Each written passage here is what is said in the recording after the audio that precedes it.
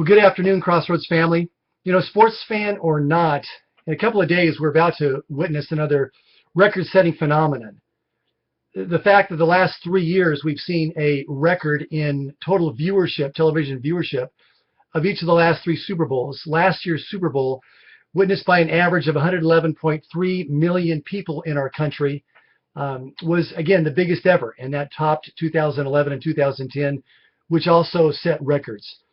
Roughly, that means that half the houses in the United States are tuned to the Super Bowl on that day. And I'm sure that in Vacaville this Sunday, because of the interest and the popularity of the 49ers, that will be much higher than that. And I don't know about you, but I intend to eat my share of Doritos and salsa and enjoy the fun for a couple of hours.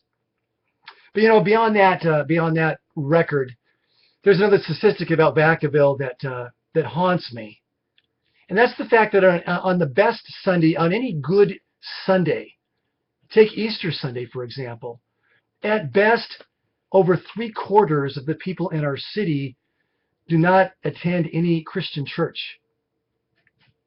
Not just attending church, but over 3/4 of our city, and that's putting it positively, the best possible scenario, do not care about worshiping God. And as Christ Church, that's our mission field, locally as well as the whole world. And we often think about staff. What would we do if God just suddenly dumped 200 people on our church? Brand new people who just wanted to be Christians, who wanted to grow in their faith. What would we do with them? Well, besides the fact that we're going to have to make some adjustments in Sunday mornings and classes and service times, really we know that our calling is to make disciples. Our product as a church is making disciples, people who follow Jesus with all their heart, soul, mind, and strength. And so we know that we would certainly have to have growth groups to be able to allow people to come in and to grow in their faith and to understand how the Word of God transforms them and how they grow more in love with Him through the Word of God. Again, making more growth groups is always a priority for us.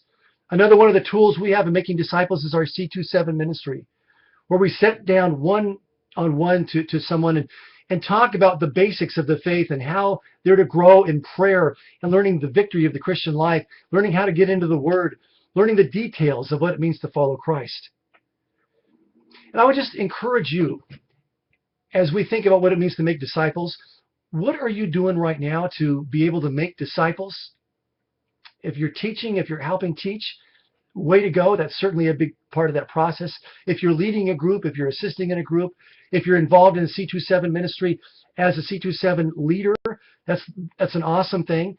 And I would encourage you, if you're not yet a C27 leader, we're going to be having more training events so that you can become part of a C27 trainer, so that when someone becomes a brand new Christian, you can take them. You don't have to be a trained Bible scholar to take somebody with them and learn the basics of what it means to walk as a Christian.